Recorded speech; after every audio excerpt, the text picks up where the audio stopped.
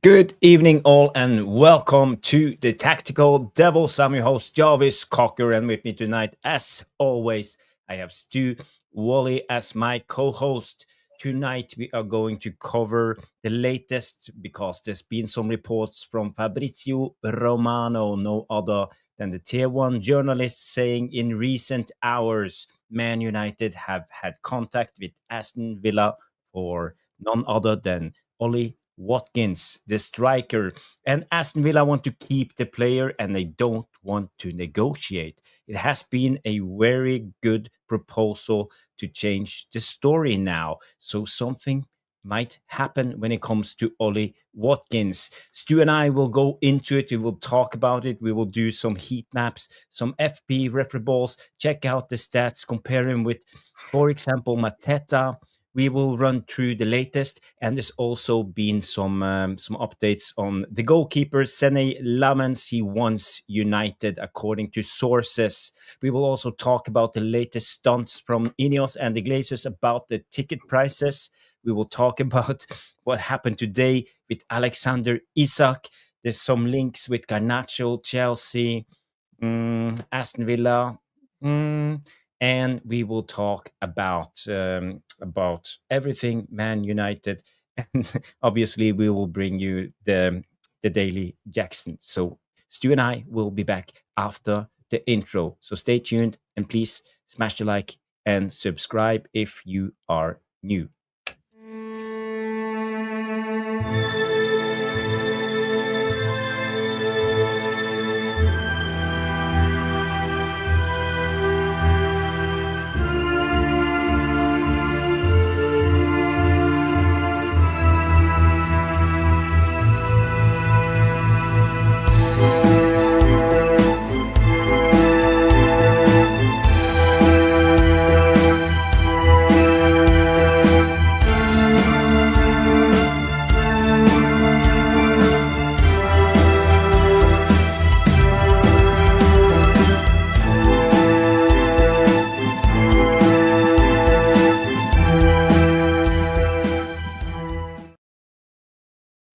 Good evening, all, and welcome to the Tactical Devils, the channel that you love to tune into. And with me tonight, as always, my co-host Stu Woolley. How you doing, my friend?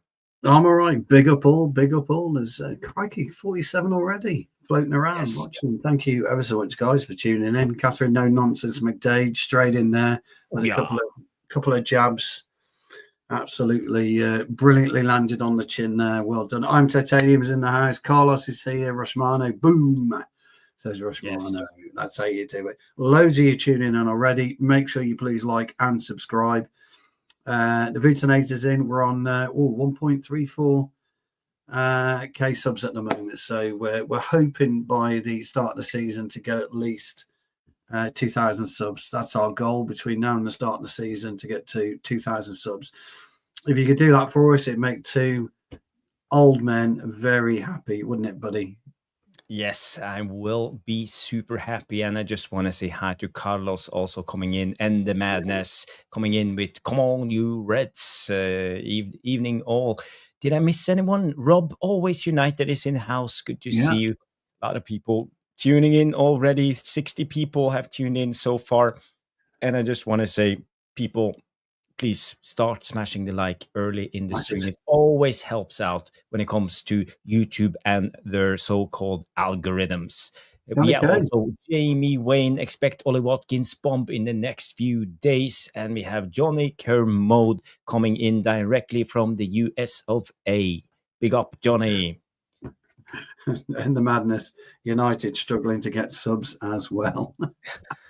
Nicely put, and the madness. Welcome, Johnny. Good to see you, mate. Good to see you. Good to see you all.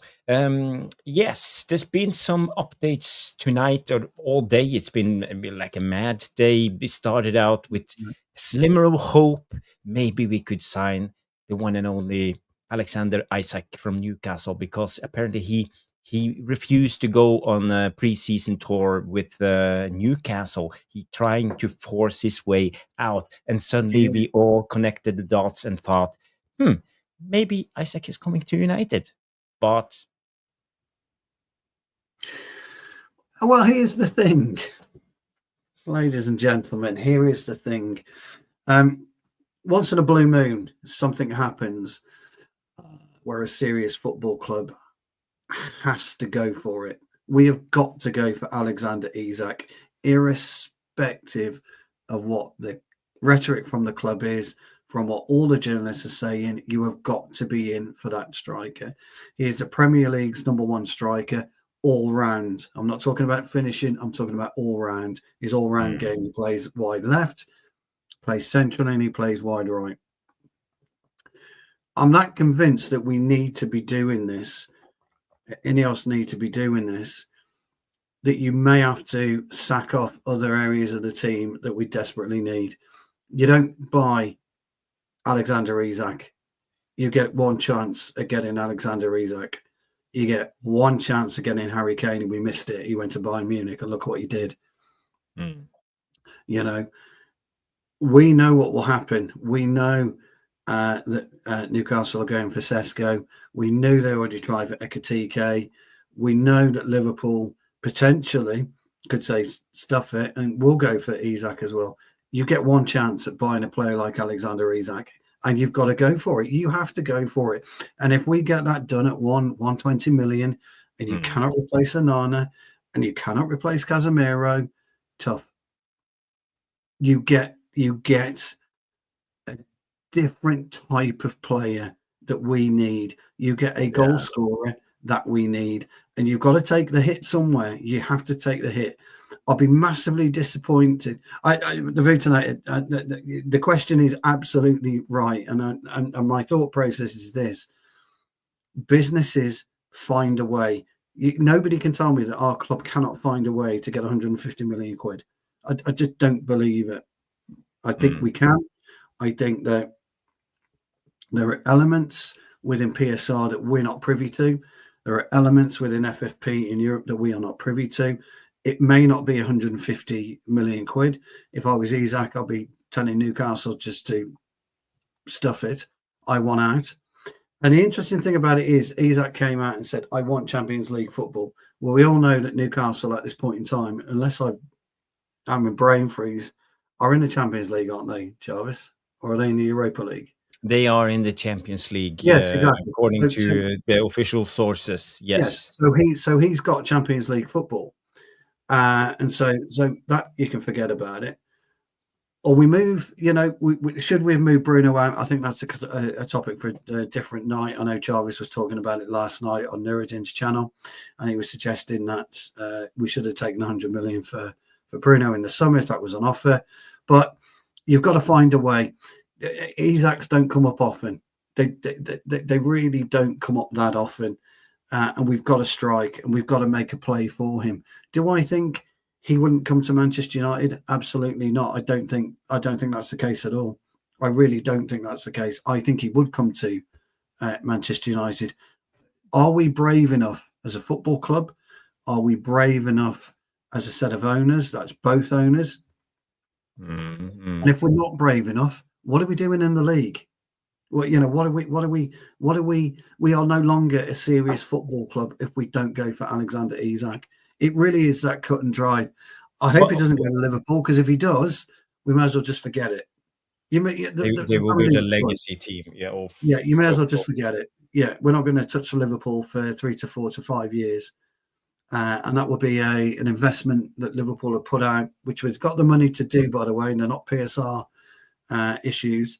And that is, they will be 300 million, 320 million in the hole this season.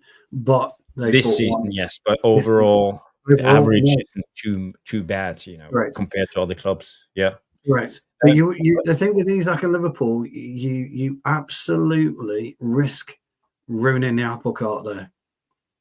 You really do risk ruining the apple cart. You've got Ekitike coming in, probably led to believe he was number one. You've got to have to ship Núñez out, and I don't know who's going to pay anywhere near 90 million that they forked out a couple of years ago for Núñez. So he's going to be maybe 40 at best. Are you going to upset Salah? What's happening with Diaz? There's a lot Newcastle have got Liverpool have got a lot to consider before they go in for Isak. If they do go in for Isak, it kind of backs up what we're all saying here tonight. You get one shot at a player like Isak, and you take it. So Manchester United's question that they've got to ask in the boardroom is, how serious are we now as a football club? Because if we are not going, Manchester United should be going for Alexander Isak, not Cesko, not Gyökeres. We all would have wanted Isak. If we even thought. So, I know it's all in my head. It's a dream. It's a pipe dream, etc., etc., etc. But absolutely, football has a funny way of twisting the knife into people. Liverpool fans will be giddy about this right now, and if Liverpool think they can do a deal at maybe 100 to 120, I agree. I think he'll probably end up at Liverpool, but we want 150. That's we should be in there. Yeah, we should be in there knocking on that door and making sure we're in the conversation. I agree with you, Stu. I think you make a good point, and Liverpool will build a legacy team for the future if they sign a player like Isak in his stature, probably the best or the second best striker in the Premier League at the moment.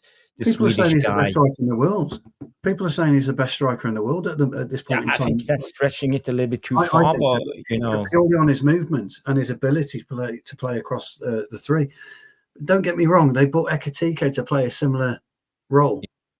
Yeah, well, you need to if you want to compete on all fronts. And I think Liverpool are not going for the Premier League title; they already did that. I think they're going for the quadruple. I think they were going for the whole shebang. Yeah. That's my fear. No, you're right. If Liverpool get him, we're fucked. The whole Premier League is fucked, and they've got So we have a duty of care to the Premier League, Manchester United, as well as our supporters, as well as our fans. We have a duty of care, but we can't have Isak come onto the market and not go in for him. You can't do it. No, but we are at the place to when there's something. What's the saying? I heard it so many times. It's do what's necessary, not what's expedient, or something like that. When it comes to us, I think for us splashing 120 million on Isak at the current moment wouldn't be the right move. I think we are at the stage where we need to think smart. It's like the Ronaldo signing. We signed Ronaldo; he was available, but we needed a DM for this. I agree. System to work. I agree to an extent. Okay. That once he's gone, that's it. Isak isn't on the market again. He's done. He's gone. He'll sign a 5 to 6 year contract, and that's it. He's off the market. But football. Scarcity thinking isn't the right thing, because there's always a new talent that will pop up out of nowhere to be the next thing. There's nobody there right now. We missed out 2 years ago. We missed out 2 years ago with Kane, with a guaranteed us 20, 25 goals a season. You can't afford to miss the boat again. If Isak goes today, that's it. He's gone.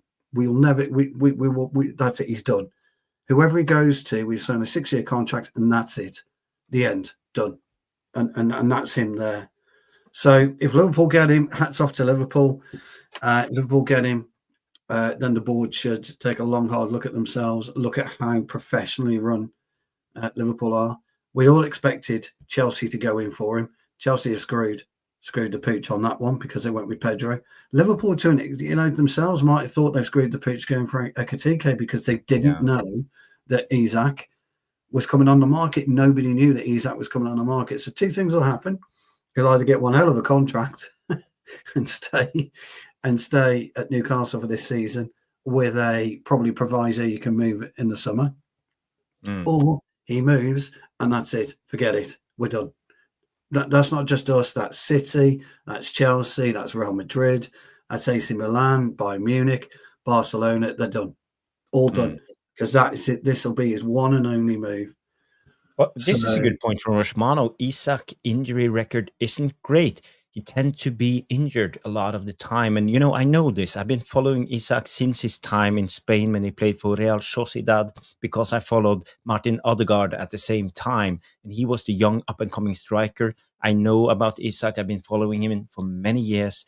I And, agree. he's something special, but I agree. he could also be injury-prone.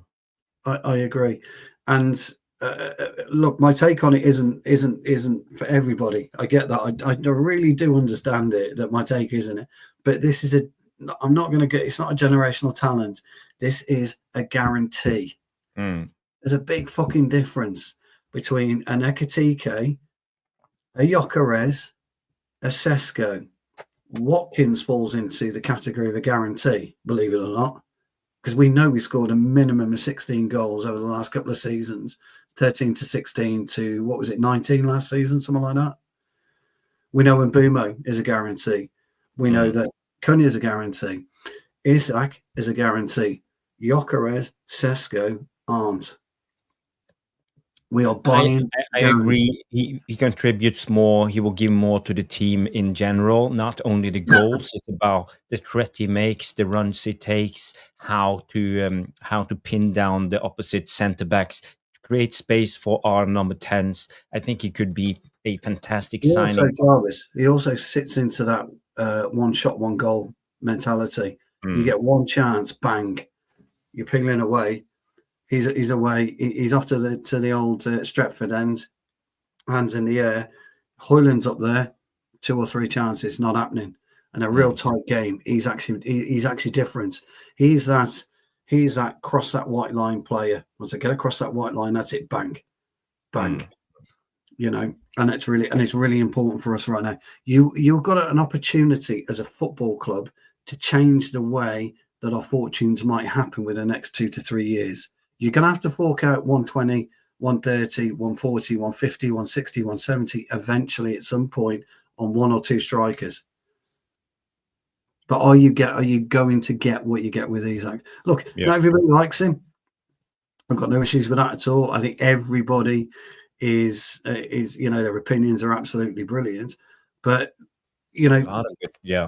But the bottom line is you can sacrifice certain things this season to get that one magic player. And I'll tell you something for nothing. Fergie would have done it.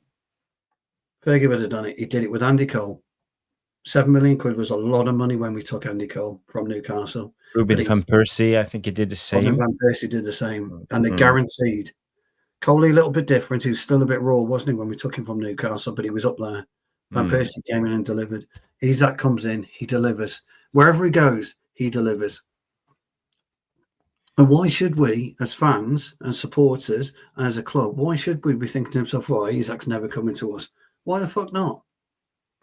Why the fuck not? Well, for me, I don't dare to hope. I would never think. I didn't think at the moment that he was coming to us, because I think we are not in the Champions League. We are at the stage where a player like Isak, he's like, as you said, he's mint. He's top of the pops when it comes to strikers in the world at the moment. But that's up for the guys to. No way he's joining Man United to come to us. Look, fella, I know he's gone, mate. I've been watching United for a long time. Pre-Fergie, post-Fergie. I've been looking at it for a long time. You've got to. There are certain things within football that you have to grasp. If you don't want to grasp Isak, that's absolutely fine, guys. No problem. But what do you want to grasp? And that's what you got to ask yourself. It's massively, it just doesn't come around like that anymore. Just doesn't come around. People like Isak don't come around like that anymore. They really don't. There is a connection. Isak, Newton Heat. Yeah. And Man United. So if you know the history, you can connect the dots. It's obviously there. If we only had someone who we have to stop history. Do you not know Manchester United as a football club? Come on, mate. Get a grip. Come on. This isn't the channel for this. Get a grip. The Manchester United.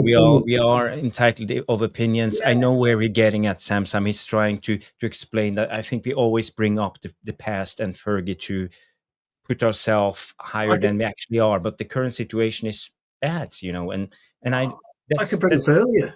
Yeah. So we've got to.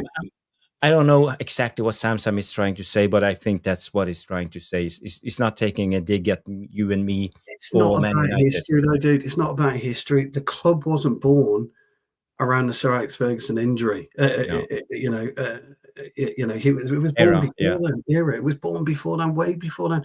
I started supporting Man United when we were fucking terrible. We were abysmal in the 70s. Really bad in the 70s. And we had that high. We had that massive high.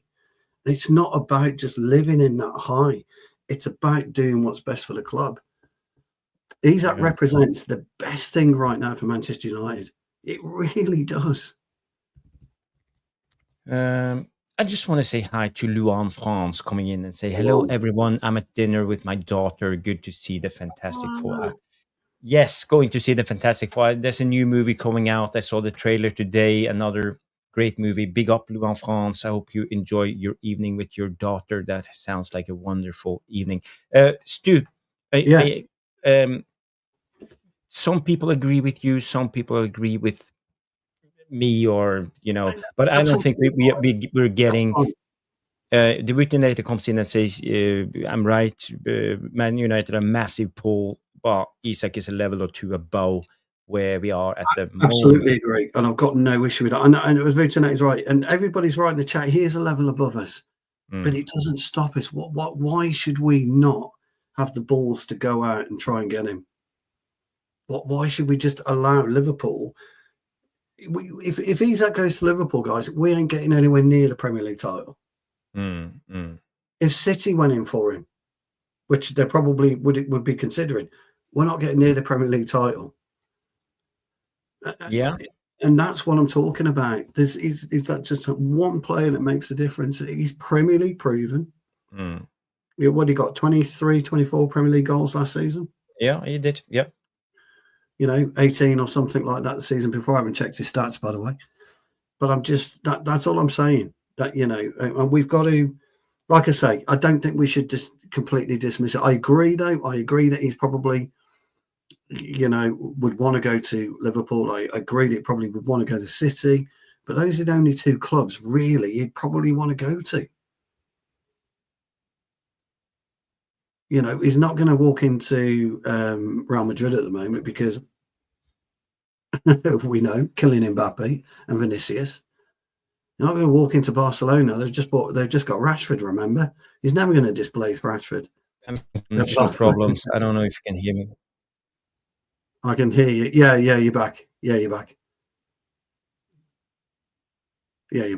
I just want to go. Okay, I'm back. Something was glitching. It's a matrix. Yeah. It's after. Yeah. Anyway, I've had my rant about it. Okay. I'm done. Supreme, you had your rant. Beautiful rants. We need some heat and some discussions when it comes to this.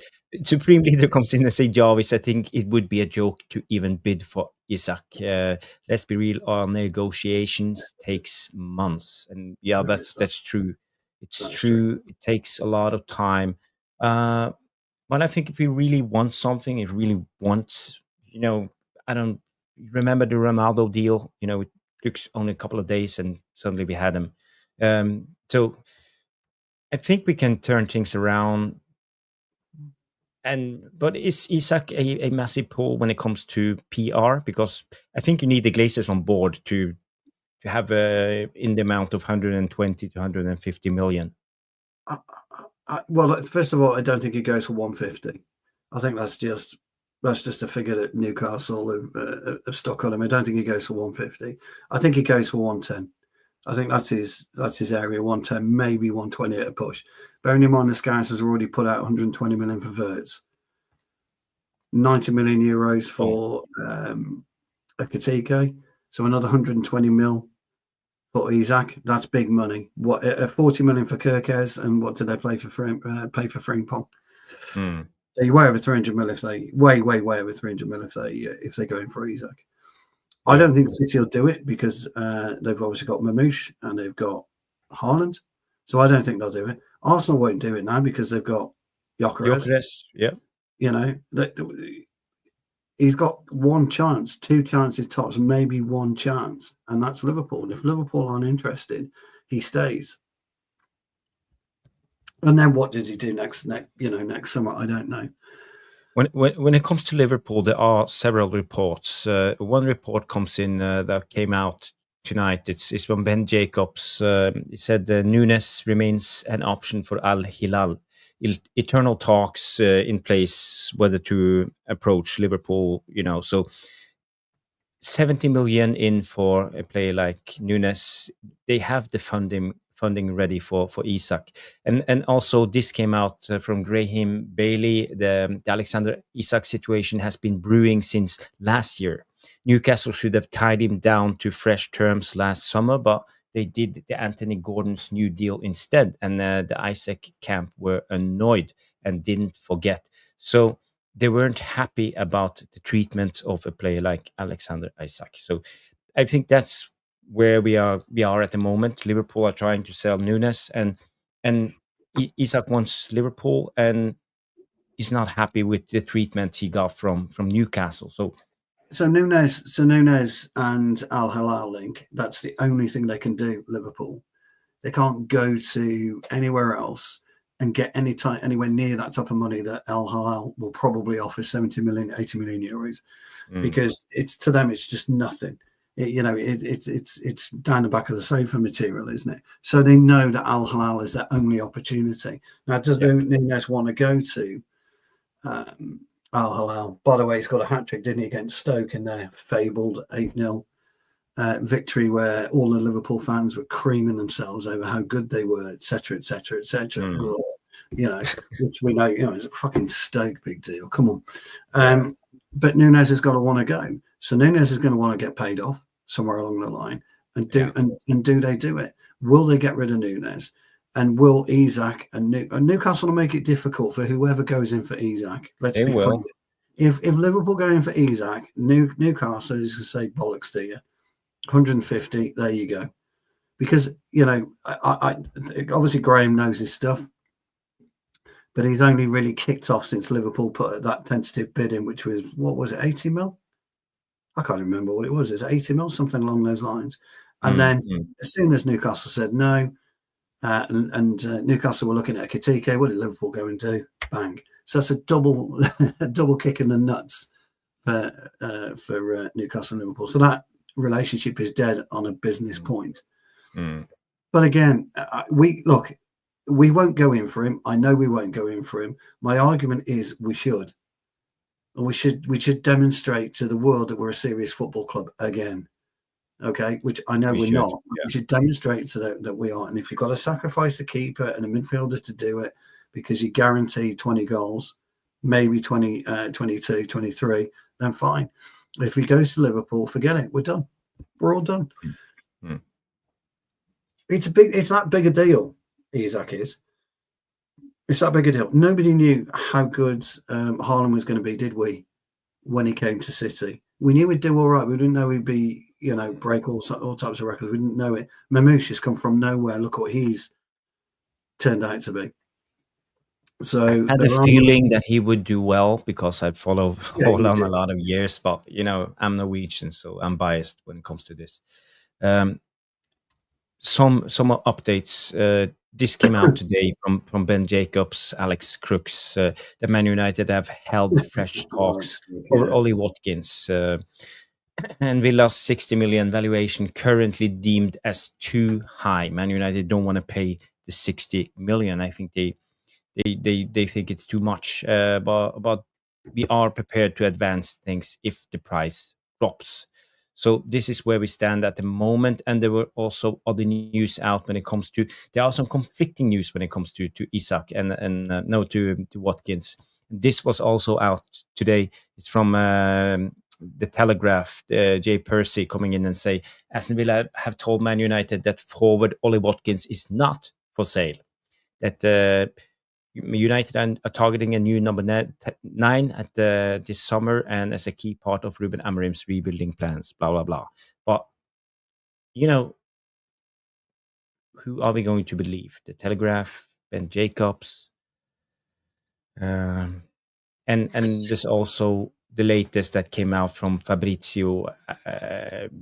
Basically builds on the first story from Ben Jacobs. In recent hours, Man United have had contact with Aston Villa for Ollie Watkins, and Villa wants to keep the player and don't want to negotiate. So when it comes to Watkins, where do we go from here? Do we put all in? Do we give Villa 65 million for a 29-year-old? You Give don't him a go all in 5-year deal, pin ourselves down on the striker position for the next 3 to 4 seasons? Is this the way forward? But you don't go all in for Watkins. There's a certain amount of money you're prepared to pay for Watkins. There's a difference between Watkins and Isak, and that's why there's a certain. But he does guarantee you goals, and we've seen that. You know, he does guarantee you goals. So does Johan Wissa. Johan Wissa scored 19 goals in all competitions last season for Brentford. That's why Newcastle are interested in him, or Tottenham are interested in him. You know, goal scorers are, you know, Chris Wood. Okay, we know that Chris Wood had a fairy tale season last season. He did, That's why he's not being talked about, because he'd done not a great deal before. But Wissa and Mbeumo at Brentford have been slow, season by season, building themselves up to where they are today. Same with Watkins. He's been quite regular with his output of goals again. But the ultimate thing is, if you pay 60 million for Watkins and Isak went for 120, you know, is there great value in Watkins? You might turn around and say yes, because if he gets you 16 to 18 goals, you might turn around and say yes. But is he as good?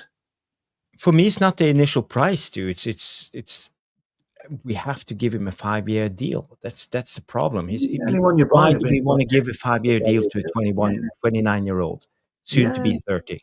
Yeah, everyone will go for a 5-year deal now.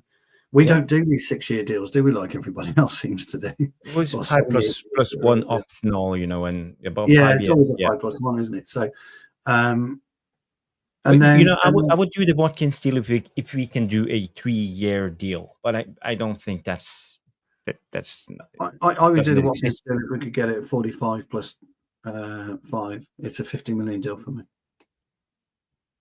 45 guaranteed. 5 add-ons. That's the deal for me.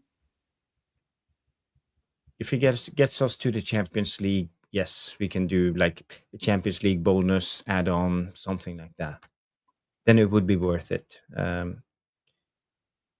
What do I saw? Bad Time is here. Big up, Bad Time. Good to see you. Bad Time, good to see you. Been a while. Oh, you're in Italy. You had the spaghetti and the bolognese and the I love that. pizza. Spaghetti bolognese, Spaghetti bolognese. It's not called bolognese actually in Italy, is it? It's called ragu. Yeah, ragu. It's called ragu. Ragu. We love ragu. Yes, Italian food is the best, I have to say. Always 310 people watching, dude. Great. People, we are 62 on YouTube. Please smash the like. 246 are watching on X and 1 on, what's it called? Twitch. Twitch. We've got our Twitch fan, haven't we? Yes, we have one fan on Twitch. I just want to say this one is a little bit interesting. Watkins' loan would be perfect, then go big next summer. Do you think we could actually go for something like that? Would Villa loan Watkins to us without an obligation to buy?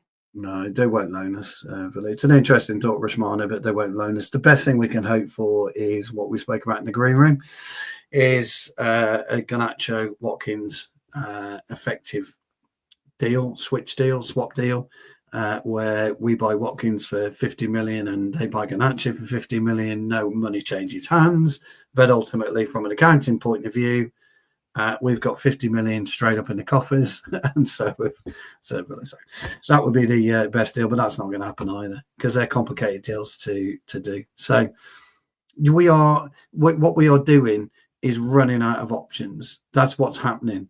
So you know, when you go back to Isak, okay, if Isak moves to Liverpool and Newcastle replace him with Cesko, we've only got Ollie Watkins. Well, Yes. so you've got to stop doing this, and you've got to start. So you are right about playing smart, playing the end game, but we can't afford to do that. We finished 15th last season, guys. Can't afford to do it. And we can hardly score goals. We can't We have score two goals. number 10s now, Yeah, but we need will a add striker. to it. Yeah. You need a top level striker. We know this, and we've spoken about it. And it kind of reminds me of the Kevin Keegan Newcastle side in the 90s. It was like basketball matches. They would win their games 5-4, 5-3. They couldn't defend for toffee, but they could score goals at pretty much every other attack. And that's what we've got to do. So I mean, Xerxes, obviously he's a good option for us, isn't he? But is he going to get us 20 goals next season? It's just not going to happen, is it? Yeah, maybe in 2-3 seasons' time. I don't know. Yeah.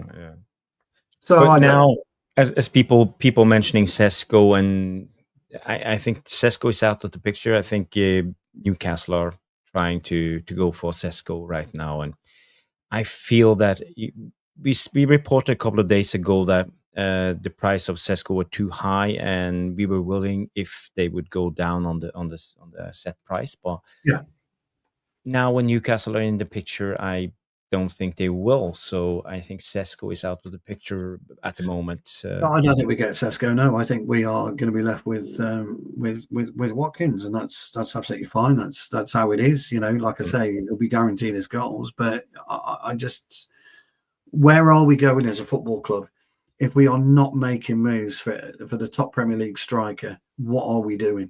In my opinion. Yeah. In my opinion. But the Cesko thing is another story. We covered it a couple of days ago. Well, let's go over to another topic, or should we just do a breakdown on Watkins first? Let's have a look at Watkins. Let's have a look at his heat map, and let's have a look at the tactics on Ollie Watkins. Ollie Watkins. Let's have a look at his stats. We haven't broken down Ollie Watkins, have we? I don't recall breaking him down. No. FB. Oh, I wrote fiber, not FB ref. Oh dear. Oh dear. Oh dear. I thought I was having a bad night. Yes, sometimes it's not Jarvis's night, but Thursday night is a good day of the week because tomorrow is Friday, and then it's the weekend, and Man United have a game on Saturday, and we will be back to football, so we don't have to sit here and talk about football. Yes. Okay, here we go. Let's see. Ollie Watkins. It's a little bit shorter than I expected. He's only 5'11" and 154 pounds. Wow, 69 kilos. So he's not the biggest one, but I think he's okay. He's 29 years, 207 days. So he's soon to be 30. He's on 130K a week. So signing for United, we could get him for, let's say, 170. Would that be? Yeah, something like that. 160 perhaps. Okay. And he's from borough of Torbay. I don't know where that is, Stu. Maybe you can explain. Torbay. Torbay is where the hell's Torbay? I think it's Cornwall. Cornwall. Okay. Yeah, okay. Cornwall. So it's in the southwest somewhere. Last season, 38 games, 16 goals, 8 assists. His XG was 15.3, so we actually overperformed this XG, but just about a bit. And in the Champions League, he only scored 1 goal in 12 games, 4 assists. But look at minutes played. He didn't play every game. I would say every game in the Champions League. Yeah. Right. That was since Rashford turned up. Watkins' game time reduced, didn't it? But shouldn't that be a worry that Rashford put Watkins on the bench? Well, yeah. I mean, look, it's difficult to say. I mean, for me, potentially, as I say, Watkins guarantees you goals. He guarantees you between 13 and 18 goals a season, but he assists as well. So if you add that to Mbeumo's assist from last season, Cunha's assist from last season, Bruno's assist from last season, your whole attacking spectrum goes. But he's no Isak, is he? He's no Isak. But he is in the guaranteed section of goal scoring. Torquay's to move to Exeter. That's Devon, isn't it? Yeah, Torquay's Devon, yes. I knew it was down there somewhere, yeah. I know my local geography when it comes to Britain. I know what Devon is. Yeah, check that. That's quite funny, that. Cheers, buddy.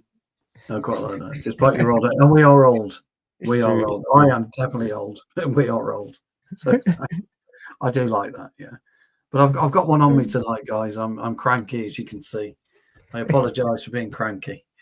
Sam, if you're still watching, you're not. I wasn't getting at you, Sam. I was just making a point, that's all, fella. If you're still watching. Okay, let's go through the Ollie Watkins stats. This is his overall stats. As you see, non-penalty goals is in the 64 percentile. Total shots a game, yes, average 2.71 per 90. That's better than Højlund, I would suspect, 65 percentile. He performs really well when it comes to assists. So I think he understands how to play in a fluent attack. Yeah. So that will suit us well when it comes to the trio. And let's see, he's also high in progressive carries, 1.8. So if he drops down, he can turn with the ball and probably run with it into the defense. He can attack the diagonal. Yeah, he'll attack the diagonal. I think halftime made a point about that. He's receiving it wide and run up the pitch. Yeah, so we'll attack the diagonal as well. Yeah. And also progressive passes received 5.93 per game per 90. So it's in the 71 percentile. Good stats, not superb, but good stats. And the interceptions, he reads the game well. 74 percentile. Yeah, they're not bad. They're not bad stats. Just before we're on that, a couple of comments. It's not a Chelsea shirt. It's fucking hell. I've chosen the wrong colour shirt again. I just wore it today, guys. Sorry, that's two streams, two badly chosen shirts. I'll get rid of all my blue. Blue's my favourite colour, though, guys. That's unfortunately. Catherine No Nonsense Midday comes in. She says, "Stop being cranky." Yeah, I'll do my very best on that. She also said, "Do you do Botox?" No, I don't. But I tell you what, I do. I have those mitts, those exfoliating mitts, and I use those in and around my face every day, and I just feel so much better for them. So, and then I moisturize. L'Oreal Men Expert. Something. It's blue. Yeah, moisturising. You need to. You don't get these youthful looks at my age by not moisturising. So that's what I do. So no, I don't. You have a rugged look. Like I try to look rugged. I try to look rugged. I'm not as rugged as you, though, am I? I haven't quite got that rugged look. I need to tan better. That's what I do. Be outside in the sun, golfing. That's the recipe. Yes, that's the thing.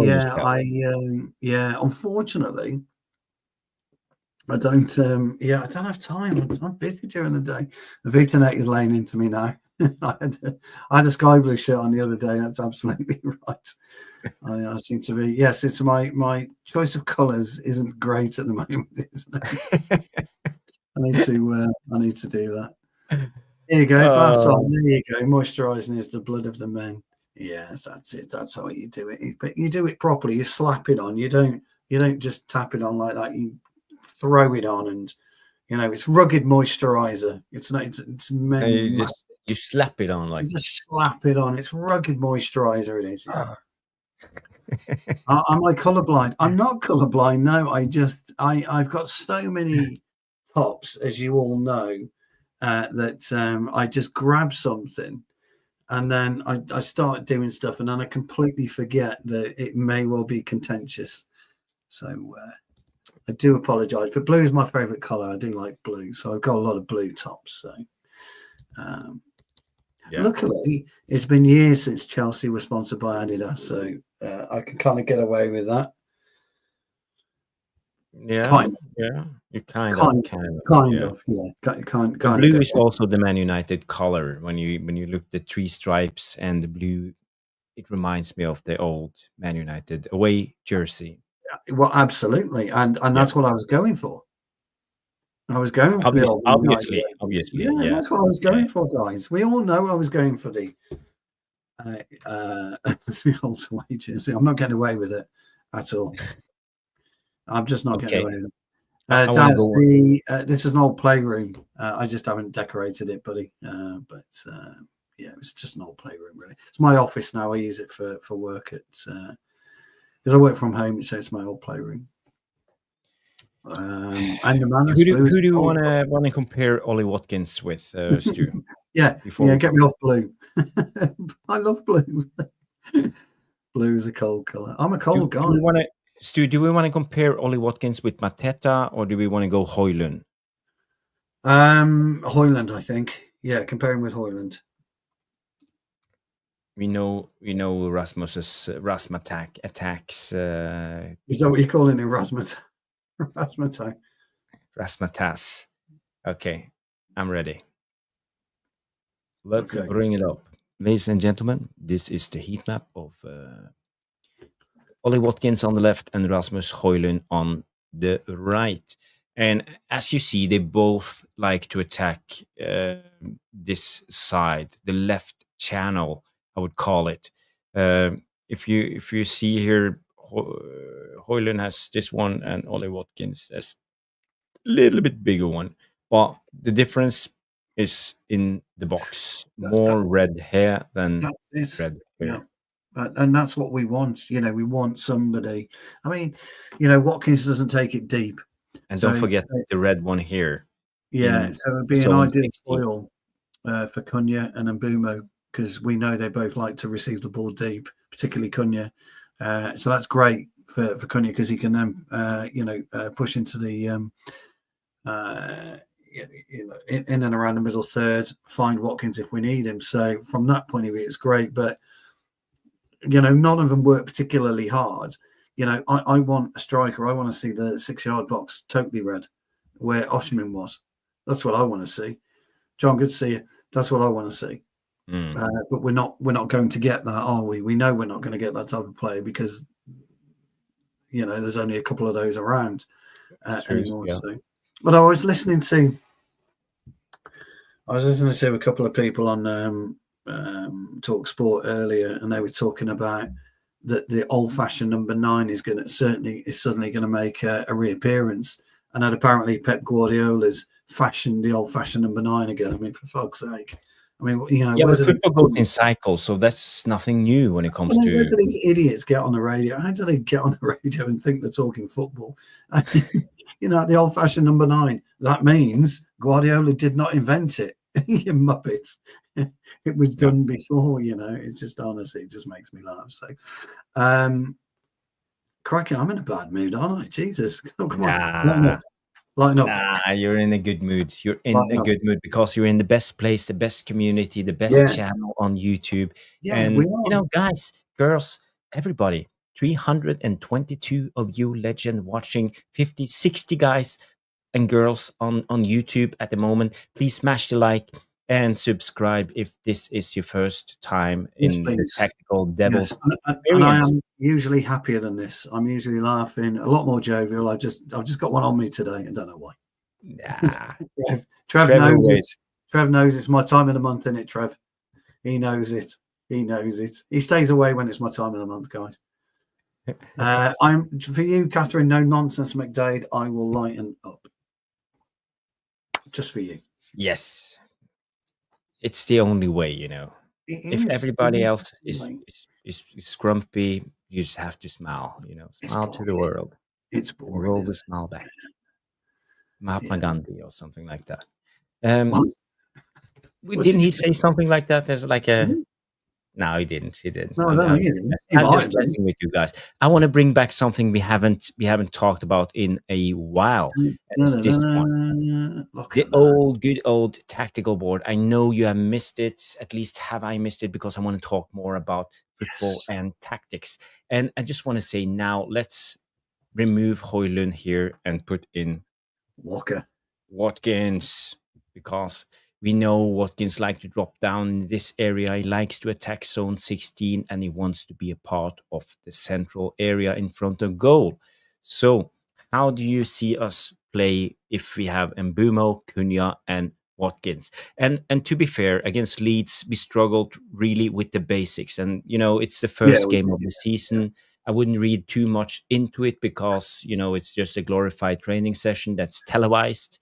But playing out from the back, we struggled against Leeds United. And, we shouldn't. We should be able to play ourselves out from the back and go into attack. But we couldn't. But how do you see Watkins, Cunha, and Mbeumo revolutionize the Amorim way? So, I mean, to me, Watkins should be on the second light shaded area in the opposition's half. That's where he should be. Yeah, a lot higher when up. We play out from the back. Yeah, when we play out from the back, push them back. Now, a lot of centre forwards will try. A lot of centre halves will try and bring him forward, take him back to the halfway line. But you need to. We always talk about occupying centre halves, don't we? And so you've got to give the centre halves something to do. And it might well be that Watkins is very, very clever, and he is very, very clever when he does the runs. If we are getting the ball and we are slightly deep and the centre halves are trying to push us to the halfway line, and Watkins holds his ground, he can then come in behind one of the centre halves, bend his run, and then flip. If you get the ball into Cunha quickly and then straight into Watkins has got a little bit of pace, a little bit of know-how, and an eye for goal. And that's something we haven't had, and that could work really, really quite well for us. So you would push up Dorgu and Ahmad there as you always would. That's it. You'd push Mbeumo as well up, and you would push Cunha slightly deep, because Cunha is the one I think that's going to carry the ball a lot more than Bruno. I think Cunha will be the one that will pick it up from deep, and he'll penetrate the gaps in between, and then maybe spread the ball to Bruno. He then could play in Mbeumo into Watkins, that type of thing. Casemiro. The master plan is about trapping the opposition higher up the pitch. So this is why Amorim insists in keeping the ball in. He's got to stop doing that. He's got to stop doing that, Amorim. He's got to mix that part of the game up this season, because you know as well as I do, pal, they know what we're going to do. Every team knows what we're going to do. And the biggest problem we had last season was them closing in on you've got Martinez, so it's likely to be Yoro there, Delict and Mazzari, isn't it? Likely to be. And we've got to stop them closing in on Yoro and Mazzari. And you do that by pushing Casemiro slightly down and Bruno, as I've always said, in front. So it needs to be a bit of a spine. And that, because at this point in time, the way that you've got it, if just say they were to play that static, you got Bruno and Cunha, as you quite rightly, by the way, pointed out 2 weeks ago, are going to bump into each other. Yeah. You were very clear about that Bruno and Cunha are likely to bump into each other. So, either this area or this area. Both areas. I think you're absolutely right. Both areas. So what I want is Casemiro slightly in place of Yoro, Bruno almost ahead of. That's it, almost ahead of that. That gives Cunha the space. Somebody then's got to come in and mark Bruno. You know this. Somebody's then got to come and mark Casemiro, which leaves Yoro possibly against the 10. So that's why I want Bruno in and around there. That gives Cunha the space, gives Mbeumo space. If Mbeumo needs to drop deep to take the ball off Bruno or Casemiro or Mazzari, you could do a similar shaded area there for Mbeumo. And then if you've got a live wire centre forward, this is where Watkins could do it. You got a big, if you draw a big circle there around Watkins and Mbeumo, that's your attacking points. Those are pain points for a defender and great for an attacker, because you've got Mbeumo, you've got Ahmad, you've got Dorgu, Cunha, and Watkins, and Bruno facing up, pushing Casemiro slightly up. Does give us a bit of an issue in the middle, but don't forget, Cunha's no slouch over 10 or 15 yards. And I don't think Bumo's particularly slow either, is he? So we've got the wherewithal, the athleticism to be able to cope with that for me. But you're right about you make a good plan when it comes to attacking, but I think we will see when we try to play out from the back that the opposition, you have Casemiro on the right and Bruno on. Yeah, we won't do what I want us to do. You're absolutely right. The two up front, the number 10 and number 9 on the opposition team, will shadow cover the passing lane to Casemiro and Bruno, always. And we will try to dilly-dally with the ball. Correct. From one side, and attract pressure, and then we will somehow try to play the ball to the other side to shift, and then we will start the attack. That's the thing.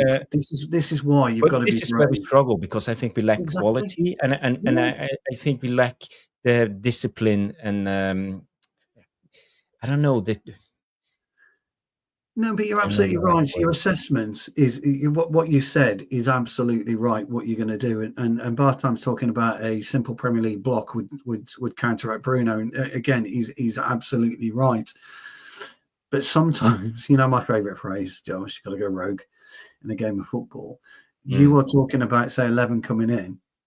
You want Ahmad then to push out, don't you? Because if you've got 11 and maybe 10 coming across on Mazzari, but 11 leaves Ahmad, you're going to have either Ahmad and Mbumi free. Now, it's a risk. It's a big fucking risk. Because if Mazzari is to play a ball into Ahmad, he gets cut out, we're in big trouble. Absolutely big trouble. So what you're talking about, the way that Amorim wants to play from the back, is you're absolutely right. He wants to draw in the attackers, maybe draw in a wing back or a winger, and then you're absolutely right, get the ball into Cunha. That's where the space is. Set the trap, and that's where the space is. If we were to hold out, which is really fucking difficult, honestly, Jarvis, it's a risk and a half, mate. It really is. But if it works and you get that free player, if it works, yes. But I think you're right, Stu. But I feel the problem is for these two guys to receive the ball, they will be under pressure. First of all, their passing lanes will be blocked by these two guys, so they won't receive the ball directly. No. And second of all, they will be under pressure right away when they receive the ball. So I don't trust either Casemiro or Bruno to receive the ball with the back against the opposition goal, because they're not press resistive, as we talked about. 100%. We need midfielders who can actually do this. So this is where I think we struggle from the get-go, because we don't have players that can actually receive the ball under pressure, and especially with Bruno and also Casemiro.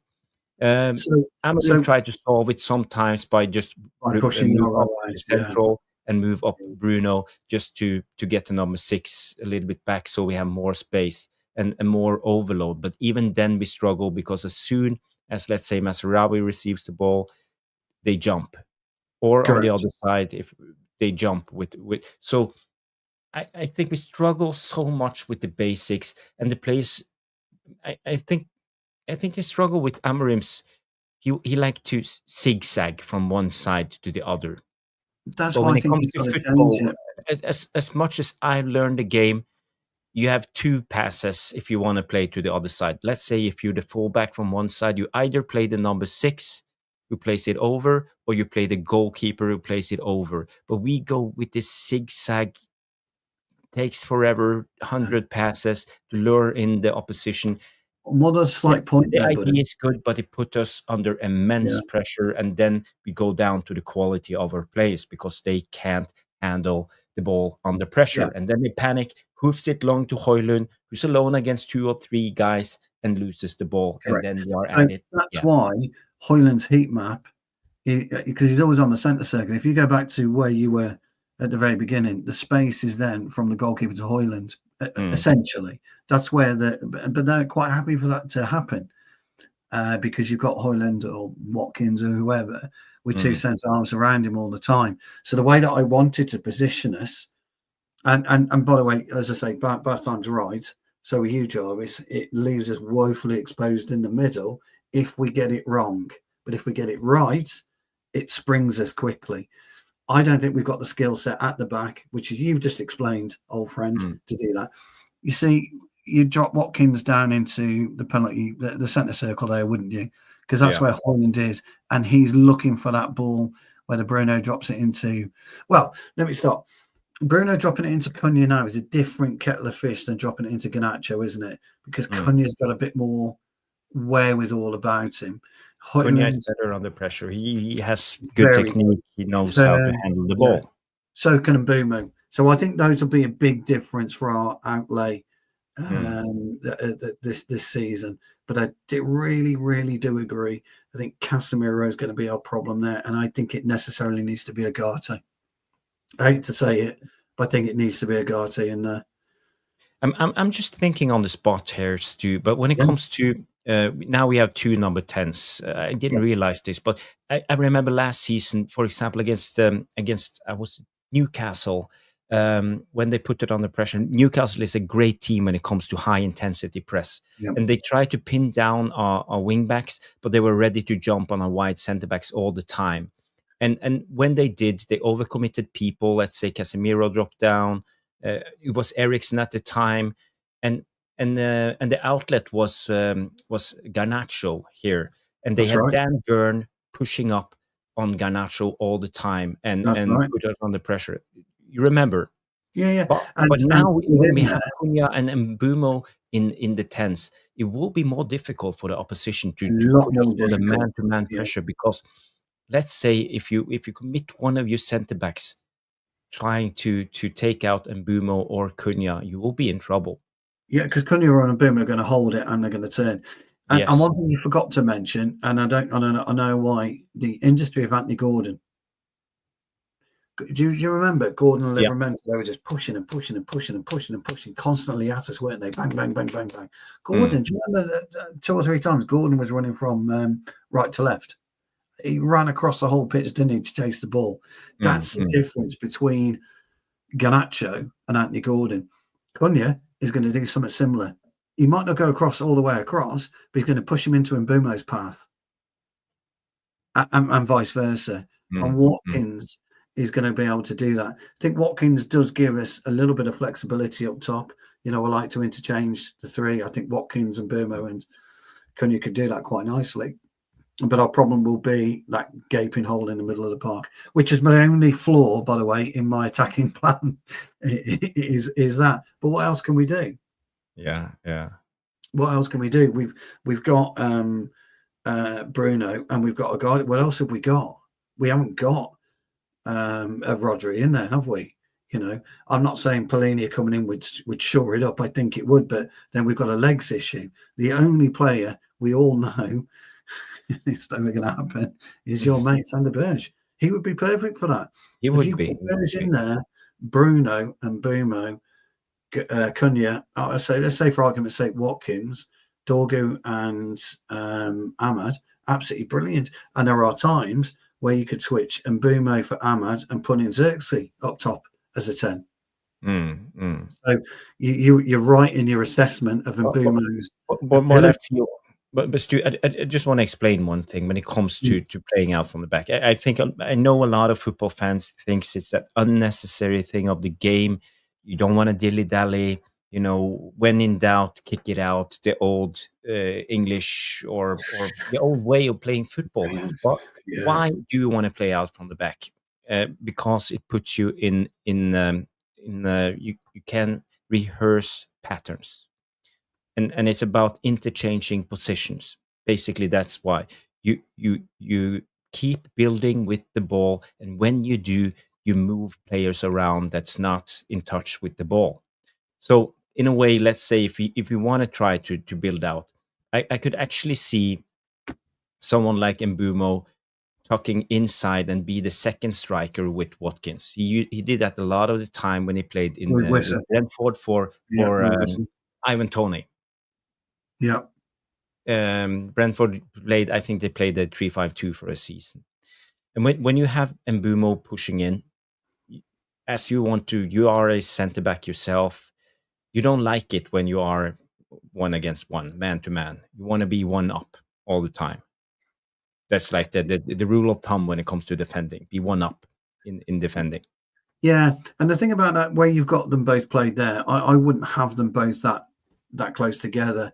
I would drag Dan Burn. You can do something like this. Yeah, I would drag make Dan it Burn. even worse. Yeah, and then Cunha's got 3 or 4 places where he can run into if he wants to do that, or Bruno, for example. So I'd be pulling Dan Burn everywhere. Dan Burn absolutely wrestled Højlund. He wrestled Ahmad. He wrestled Garnacho, and Garnacho was on that side. It was like men v boys. It won't be that same. It won't be the same with Mbeumo, and it won't be the same with Cunha. You know, you've got 2 really strong, powerful runners there. Yeah. And I think it'd be absolutely brilliant. Our 6 is going to be our problem. We know that. We've known it, for a while. But if you've got somebody up there who's creative, who will run with the ball, who's got maybe a goal every 2 shots in him, I'm not saying Watkins has, then yeah, absolutely. We've got a difference up there. But it's turnover. I see a lot of people giving comments in the live chat. When it comes to the team selection, don't get too hung up in the team selection. It was no, together. It might be De Ligt playing as the central instead of Euro, but this is the team I've set up now, and let's say we are trying to play out from the back, and then Mbeumo occupies one of the centre backs. It allows Ahmad to run in this direction. It gives this channel open for Ahmad. And we know the wingback likes to be here, but it will open up a space for him to be more of a winger than a wingback. Correct. Because of this, because of the movement from Mbeumo from the 10 and up to occupy one of the centre backs. It also gives all the responsibility to the opposite left fullback, So Ahmad is 1-against-1, and this is what we want. We want Ahmad isolated 1-against-1. Suddenly we play Ahmad in his best position. Yeah. Who will be the backup for Ahmad? It will be Mazraoui. And what's Mazraoui's best position? It's right fullback, not right central defender or something. So we will also receive Mazraoui as the right fullback, and I think that's a good thing because that's his best role. Just when you're on that side, just when you're on that side, Jarvis, just very quickly, put Mazraoui back to where he was originally, where the ball is. Push 11 on him. What I was saying about taking that risk, that big risk, sometimes if you were to push Ahmed just behind the 11, you're going to drag Livramento along with you. If this is Newcastle, that's the space for Mbeumo. So you're right about Ahmed. Or Watkins, sorry, yeah. Or even Cunha. Or even Bruno. Yeah, exactly. So you're right about Ahmad's ability to run the wing, but also to be a decoy. I'm not saying all the time, but maybe 1 or twice during the game, be that decoy and see if Mbeumo can get in and around. So it's a great spot, that, mate. Brilliant spot. Yeah. Thank you. And also, as you said, you mentioned this a couple of weeks ago, and Bruno Cunha could be the one dropping down now because of this. And Bruno could actually move up. So the opposite movement of these 2 guys could be instrumental and important for this Amorim system, because suddenly we have a guy deep who can receive the ball under pressure and actually take him on, go past him and run with the ball. And suddenly we are overloading because we have the number 8 high up the pitch. So a lot of people are negative to Bruno playing as in the pivot, but actually I think the Cunha Bruno thing will be a good thing. I think if they can get this interchanging going, suddenly we have something that will be hard to defend against. And so it's not only negatives when it comes to this.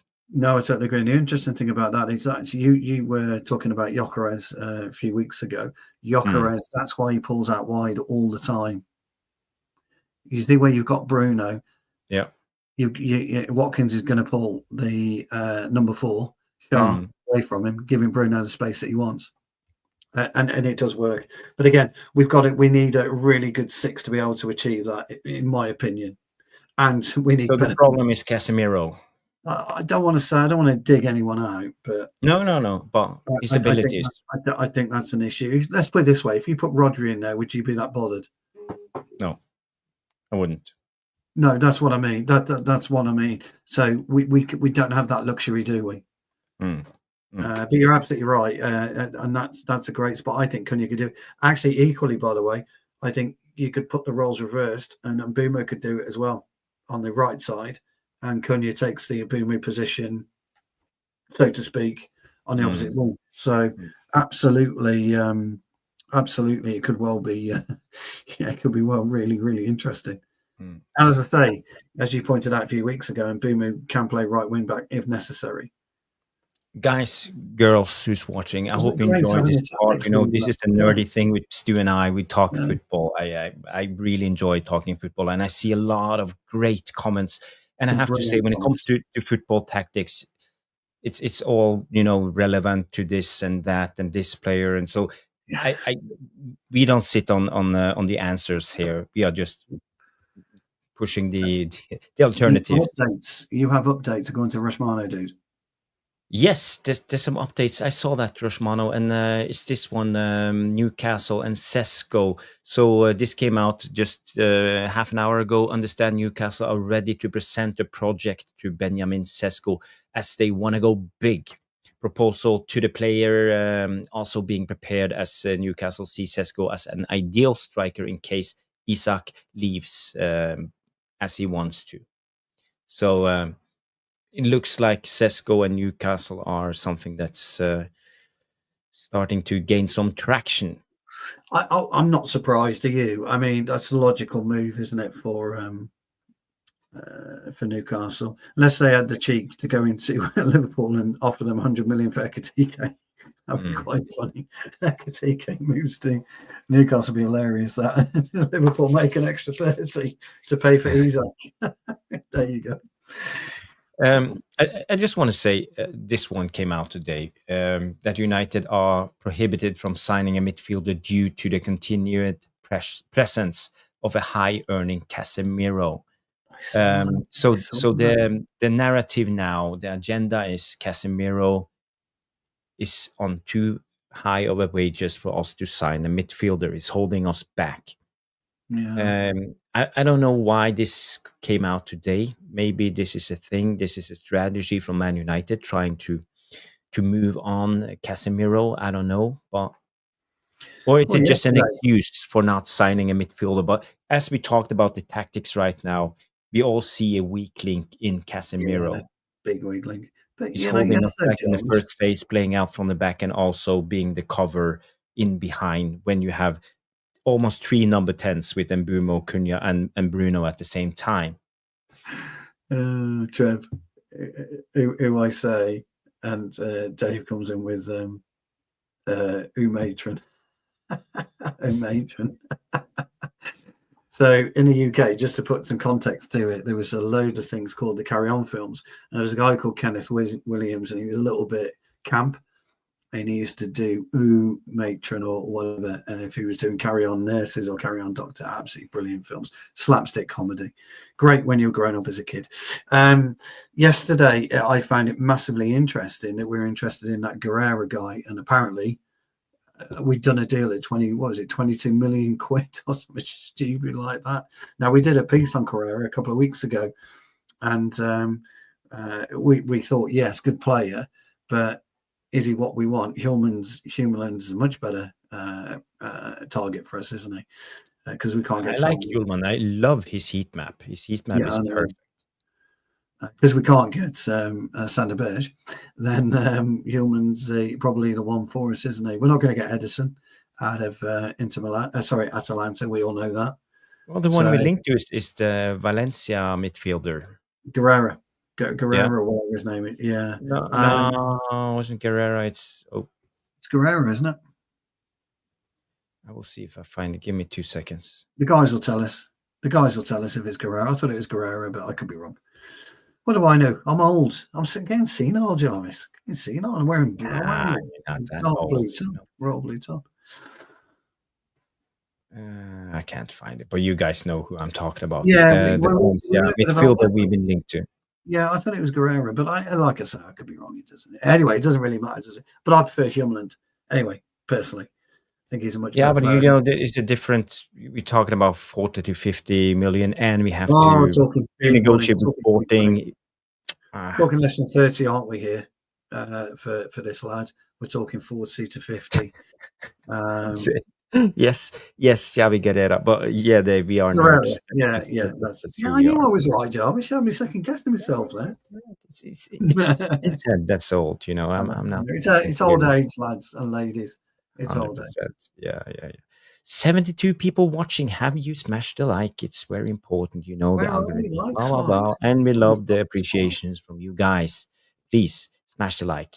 Do us a favor. Let's talk about something more. I would say happy news. It's this one. Lemmens, the goalkeeper we've been talking about for it feels like month, but maybe weeks. Lemmens is keen on joining Manchester United, and this comes out from the one and only Fabrizio Romano. So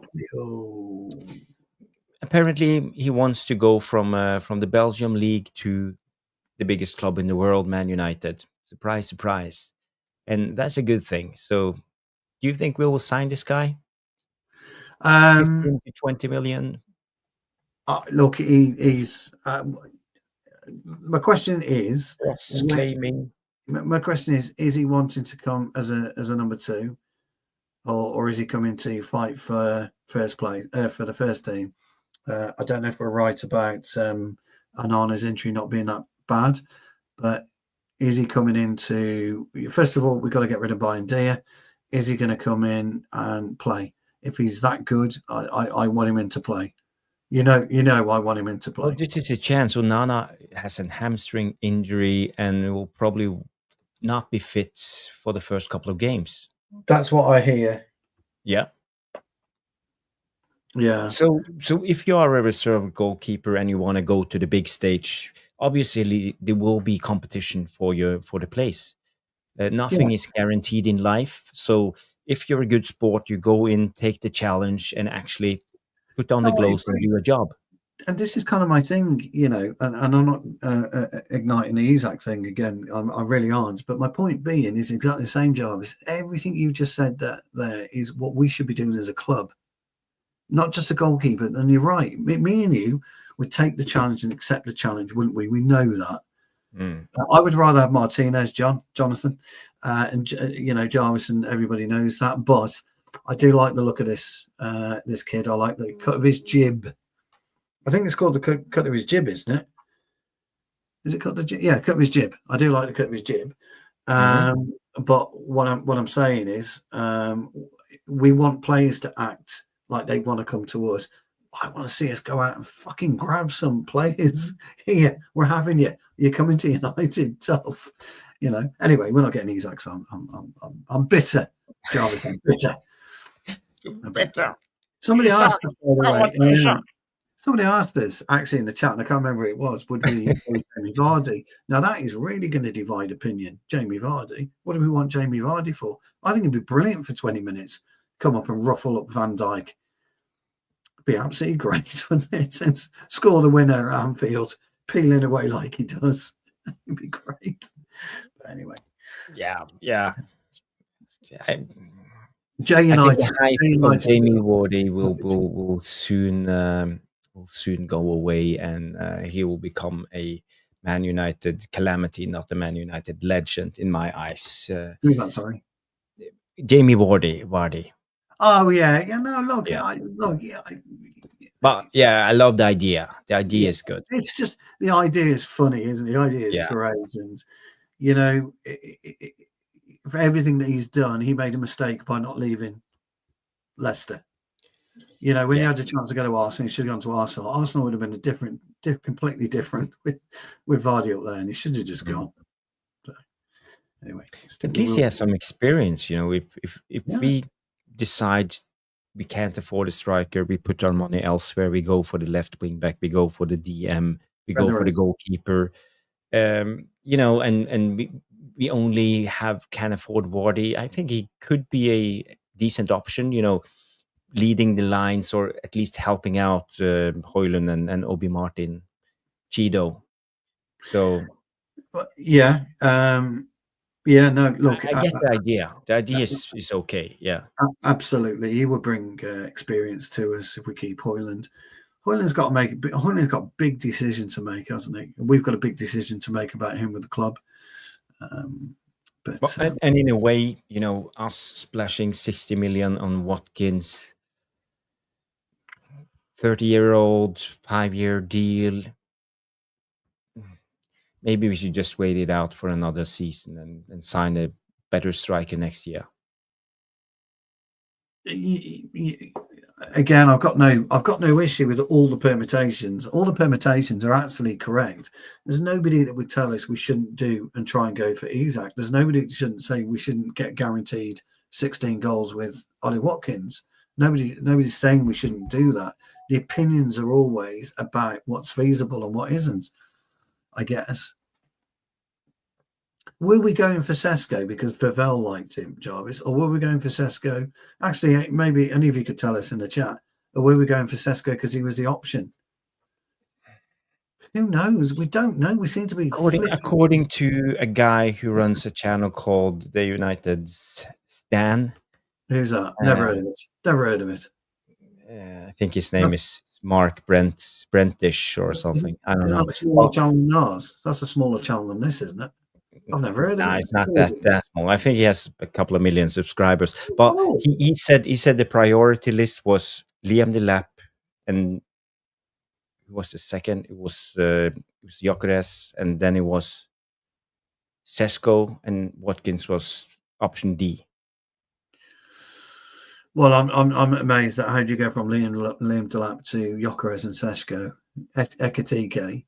Because apparently we went. Yeah, Ekitike, not Gyökeres. Yeah. And then Watkins. I don't know. I'm just paraphrasing. Of course, you would never quote. You were paraphrasing, not quoting. Yeah. Well, you know, I do occasionally watch other channels on YouTube just to keep myself updated. And I do. I follow other channels. I watched the Balls Out podcast the other night. Just say hello to the lads.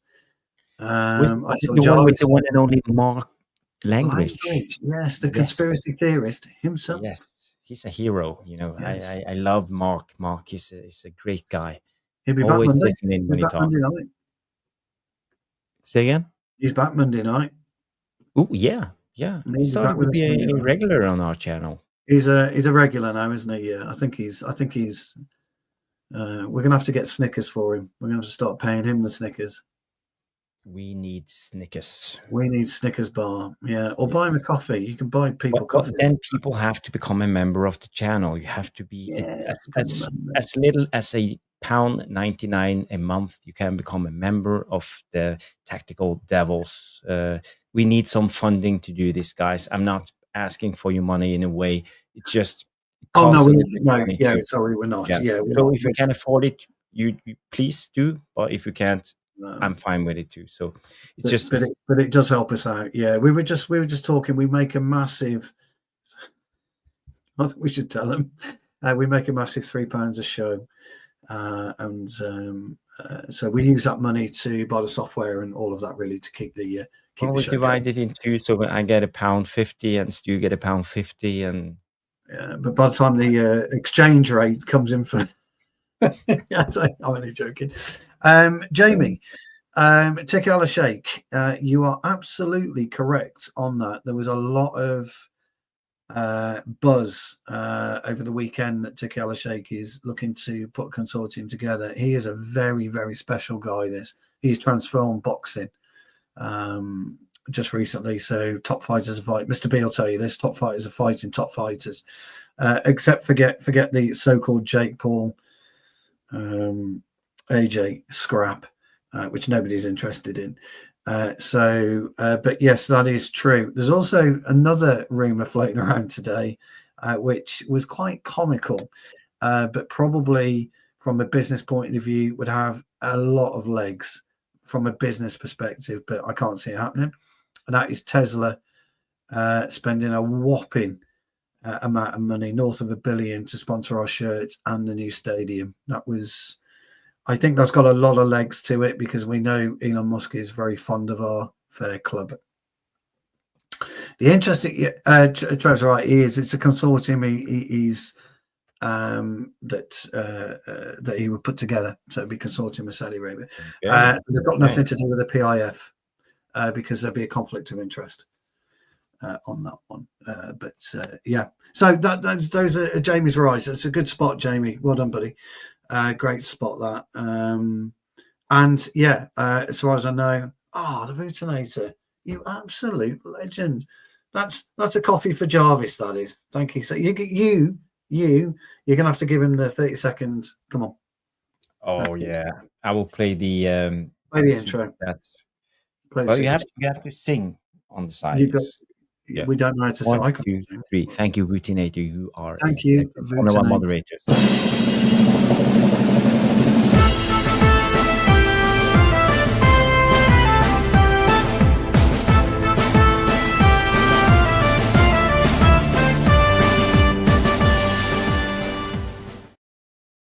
Thank you. You even get the glasses, the Vutinator. You even get the glasses. Absolutely brilliant. Thank you so much. 199 means a hell of a lot to the channel. As I say, the money that we do get in, we spend basically on the software and Jarvis's hard work. I don't see a bean or a penny, and we in fact, me and Jarvis, if we do earn a little bit more money, we're going to play it straight back into the channel. We don't want to see a new HD 8K camera with. I want a new microphone, don't I? I want a new microphone, and we will do that as and when we're able to do that. But money's not our objective. We're not interested in money. We're here because we love talking to you guys. At the end of the day, 100%.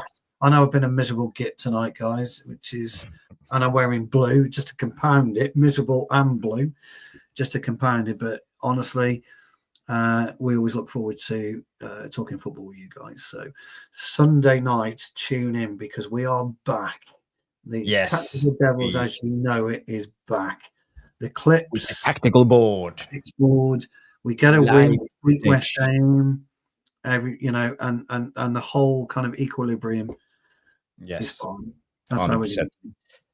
We are 1 hour 27 minutes into the show. Yes. We have two quick subjects I want to cover before we end the show. And the first one is a good news for you guys.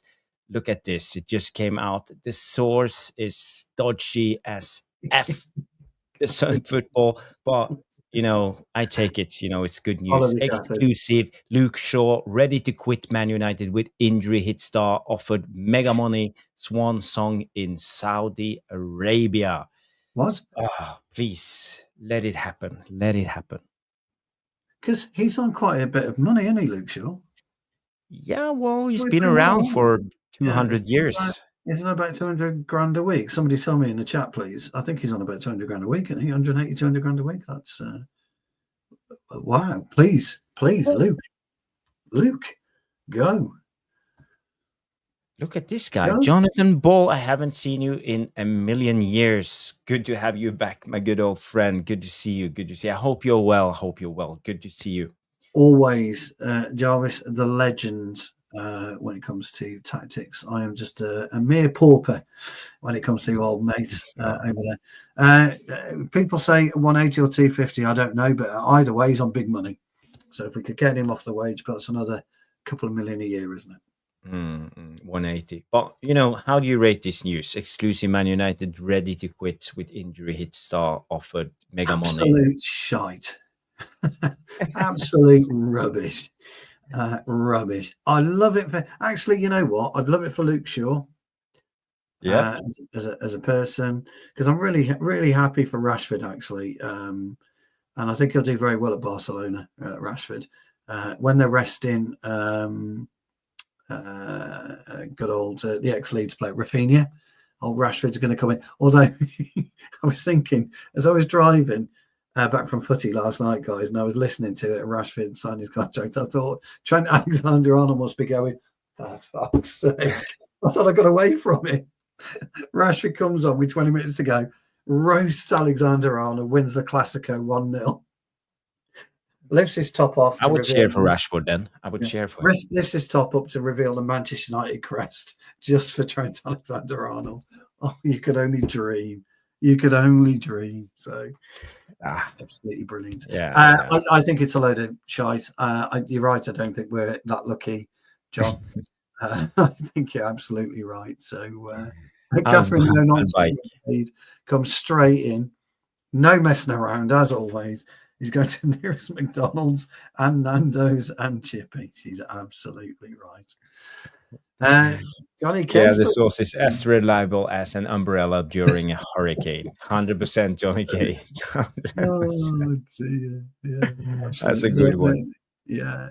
But, it is something. I wanted to cheer you guys up because I don't have anything on the Daily Jackson tonight. We're not doing the Daily Jackson tonight. Well, there's a reason we're not doing the Daily Jackson tonight. I actually think he's having a break. He's having a break from goal scoring duties. Is what he said. He sent me a quick text. Said, "Listen, Stu, there'll be no Daily Jackson tonight. I'm going to break from my goal scoring duties.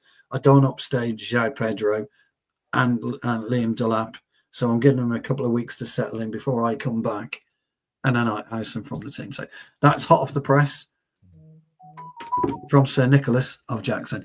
Nicholas Jackson, if you're watching this, we absolutely love you, mate. This is just a bit of fun. Nothing more, nothing less. Bit of banter. A little bit. It's all banter. We respect Nicholas Jackson as a footballer. He's done something that me and Jarvis could only dream of. I respect all human beings. That's just how it is, But I besides think the worst of the worst, I think even Nicholas Jackson would see the funny side of it because I think he's got that thing. But it just won't go away, will it? The Jackson link. No, it won't. It won't go away. Jay has a question for you, Stu. Yes. Does anyone see a join button on this chart? Oh.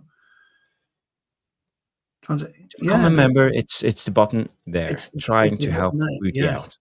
Yeah. Oh.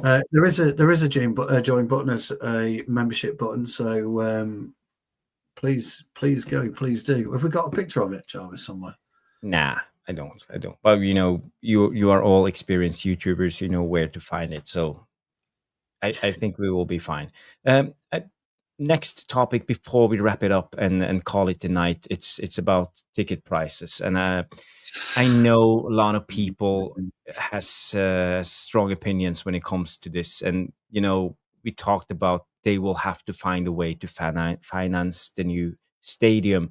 So this came out. Man United have floated the idea of personal seat license system at their new stadium. This would allow fans to pay £4,000 to have the right of first refusal for a specific seat for the next 30 years. In addition to purchasing season ticket. So it's £4,000 for the privilege, and then your season ticket on top.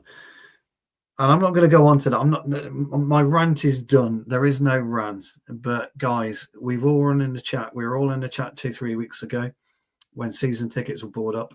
And I said to everybody that the daily season ticket holder is gone. And I might be in a fortunate position to be able to afford £4,000 to do it. And there'll be a lot of people that are in a fortunate position to do £4,000. But Jarvis, although he's minted, might not be. And the point is that Jarvis might be a 30-year season ticket holder by the time the new stadium is opened. Just let that sink in. 30 years, 40 years, or 50 years. You've been a season ticket going week in, week out. You've travelled the globe watching Manchester United. My uncle, who got me into it, never missed an away match, European or domestic, as well as his home ticket. And he would have been asked to pay £4,000 for another 30 years when he's not going to make 30 years. And what they do, just so you're aware of this, my Uncle Brian will be a pensioner now, so he will pay a pensioner's rate. When that season ticket is then passed on to somebody within the family, once my uncle's like, it then becomes that rate. So for me, it'll be £1,000, whatever. To say it's £850, it's then £1,000 or £1,200. But that £4,000 that he's forked out, or they might even say to the new season ticket holder when it's been transferred, you've got to put £4,000 down. It's just not achievable. It just isn't achievable. I don't care whether you can afford it or not. It's got nothing to do with how affluent you are as a person. This is kicking the working man out of football. It really is. And we know, because you guys go, so you know that taking one or two kids who absolutely adore the club, new shirt at the mega store, hot dog, Coke, or sandwich, coffee. By the time you've got there and come back, you might have spent £500 maybe. £500 to go and watch the club. I think it's I'm so sad by it, actually. I really am. I'm really sad. I don't want to get into a rant over it, guys. I've done my rant tonight, and it really is upsetting, this. And this is an American thing, but they can get away with it in America. This isn't America. Football wasn't born in the United States. It was born on these shores, and I just find it it's so pissed. I'm so upset about it, Jarvis. So. Yeah, I think you make a lot of valid points when it comes to this. And as you said, football is not the common man's sport anymore. It's become a sport for the rich and famous. You love the club. Absolutely adore the club. Yeah. And you might phone me up one day and say, Stu, I'm in Manchester. Should we go to the game? I'm going to say, Jarvis, how much have you got? Because it's going to cost you £2,000 probably to do that. Why should you have to pay that as a fan? And if you were to bring your small boy, it will cost a shirt and an arm and a leg, and it's just wrong. It's as Jonathan Ball said, it's disgusting, in a way, and a lot of people have strong opinions, They will do, and you're absolutely right. If you want a new stadium, we've got to foot the bill. We do, and we know this. But there are ex-players that predicted 2-3 years ago that it'd be no more than £20 to get into a stadium. It's not. But Manchester United next season, it's £900 for a ticket. So yeah. Anyway. Yeah, pissing over the legacy. That's right. And Jonathan Ball always comes in and say, well, this was about what the government-led oversight was supposed to stop them taking football away from the fans. Right. And 100%. Yeah. Other Trevor say we are a business after all. Are we surprised? It's run by businessmen for making money. So yeah. Yeah, things are different to, and I know Sam was making a point earlier about history, but history is really prevalent when it comes to talking about this. When it was safe to take kids, when you could take kids, and kids were excited. I took my lad when he was 10, and his faith, his happiness, it's like, wow. My uncle, when he first took me, must have experienced exactly the same thing. And I want my lad to, to take his son to experience any of that. But maybe I'm a bit sentimental. I don't know. And Jamie Wayne's right, by the way. And I get Jamie's point. Jamie's absolutely right. He doesn't go to Old Trafford and it doesn't affect him. He's 100% right. There's something, about the devilish tacticos is they're always honest right across the board. And the thing is, people make a choice, don't they, to either go to the game or not. But nobody's wrong. Jamie isn't wrong for not going, and me or you aren't wrong for going. Nobody's wrong, and that's the sad thing about football. But that's where we are anyway, isn't it, pal? Yeah.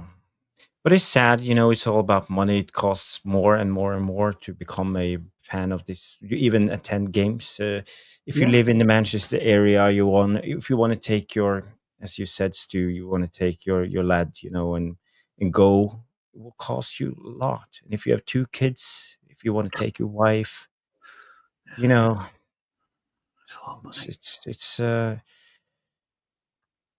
it's only going one way, and at the end there will be no local fans left attending the games. It will only be tourists who have traveled all around the world to see Man United, and Correct. maybe that's where we are heading Because in the end.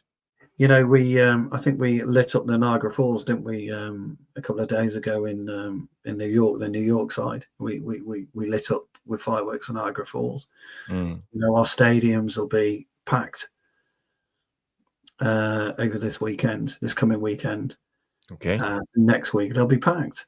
So yeah, Jamie, you're absolutely 100% right, pal. I can't disagree with you. I'm not going to disagree with you, and I would never disagree with you. 100% right, pal. And I like your honesty with, and everybody else. You're all 100% when it comes to honesty, and that's great. That's what this channel's about being able to vent your frustrations, vent your anger, like I did a bit earlier. Catherine, no nonsense, McDade laying into me as she should, and Jamie. Giving me grief about the colour of the top. Trev, bath time, just mentioning things about the tactic side. Carlos is here. Everyone's DJ Superfly guy. You're all in talking about ultimately the club that we love. The best of it is, Jarvis, we just see it differently. I love that part about it. We do. I'm just checking. There are actually a problem for some of you becoming a member. There's no button to see the membership. So I Yeah, don't know what's Jamie's going saying. on. YouTube is acting weirdly. Maybe you need to update something. I don't know. Yeah. We are 1 hour 40 into the show. I don't have any more to cover, Stu. The only thing is the Garnacho thing is still a target for Chelsea. I don't want to talk more about Garnacho. It just makes me feel in a bad mood. So let's just skip that one. I don't know if do we have any questions? Nah, I don't think we have any. I think it's late. I think we can just call it a night. We will be back Sunday night. Sorry, I was having a look see if I could find a button and I can't. No, we'll do questions Sunday night. Although don't forget the bulk of the show will be centered around the tactics of the game, and there'll be. I will make some footage. We will do analysis. We'll bring up the tactical board, talk about Amarim's system, his selection. You know how it is, and it's been a great show now. Fred the Red, Mr. B, Catherine, Rob. Bath time, good to have you back. Bath time, it's been a while. I hope you enjoy yourself in Italy. Pasta and pizza. Oh, that's so good. That's so good. And all the cheeses, man. They have so many good cheeses in Italy. Parmigiano. Happy cheese. Yes. DJ Superfly guy. Who else is here? Just scroll up. Carlos. How could I forget? Day 147. Jamie Wayne, the legend. Jonathan Ball. All of you. Trevor Wade. You're coming in to support us show in, show out, and that's absolutely we're very I'm just checking for updates. No, there's nothing to report. Last big one was Cesko. So, and when it comes to the show, we have retweets from Jordan Wall. Thank you, Jordan, for sharing the channel. Who else has shared? Let me just scroll down. I missed this one out. New name, I think. Christian Paul. Great to see you. Yeah, love your message. Marco is in as well. He's been absolutely superb. Joe Buckley, Rushman, of course. Who else has been in? God, there's been loads, hasn't there? Sam, if you're still watching, I wasn't having a go at you, pal. I was just in a bad mood. So please come back. Don't unsubscribe. Please come back. I'm quite nice, really. And you are, Stu. You are. Your opinions were spot on. Amir Furkery, again. Great to have you with us. Danny B. You're everybody. You're all in. You're all legends in our eyes. And Culture Sport, thank you for joining us. Catherine No Nonsense McDade, of course. Absolutely brilliant. And Jay just retweeted also. Big up, Jay. Thank you, Jay United. You, Jay. Rob Always United, Mr. B. You know who you are, guys. Thank you so much for joining us. Yes. Thank you, guys. Let me see. Can we... Maybe we can redirect. Is anyone live? Give me 2 seconds. Let's have a quick look now. No, nobody live, I don't think. Nope. No one is live. Okay. Nobody's live. No one to redirect to. Okay. Thank you. We will end the stream. It's been a great show. 390 people watching.